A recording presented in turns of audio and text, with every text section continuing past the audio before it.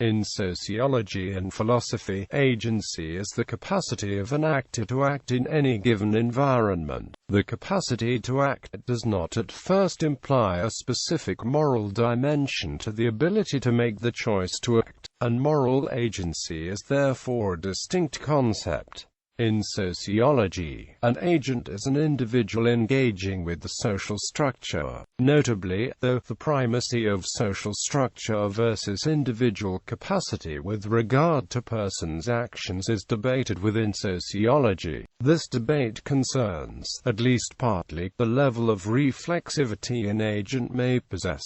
Agency may either be classified as unconscious, involuntary behavior, or purposeful, goal-directed activity. An agent typically has some sort of immediate awareness of the physical activity and the goals that the activity is aimed at realizing. In goal-directed action, an agent implements a kind of direct control or guidance over their own behavior. Human agency. Human agency is the capacity for human beings to make choices. It is normally contrasted to natural forces, which are causes involving only unthinking deterministic processes. In this respect, agency is subtly distinct from the concept of free will, the philosophical doctrine that our choices are not the product of causal chains but are significantly free or undetermined. Human agency entails the claim that humans do in fact make decisions and enact them on the world. How humans come to make decisions, by free choice or other processes, is another issue. The capacity of a human to act as an agent is personal to that human, though considerations of the outcomes flowing from particular acts of human agency for us and others can then be thought to invest a moral component into a given situation wherein an agent has acted, and thus to involve moral agency. If a situation is the consequence of human decision-making, persons may be under a duty to apply value judgments to the consequences of the decisions, and held to be responsible for those decisions. Human agency entitles the observer to ask, should this have occurred, in a way that would be nonsensical in circumstances lacking human decision-makers, for example, the impact of comet Shoemaker-Levy on Jupiter. In philosophy, the philosophical discipline in charge of studying agency is action theory. In certain philosophical traditions, human agency is a collective, historical dynamic, rather than a function arising out of individual behavior. Hegel's Geist and Marx's universal class are idealist and materialist expressions of this idea of humans treated as social beings,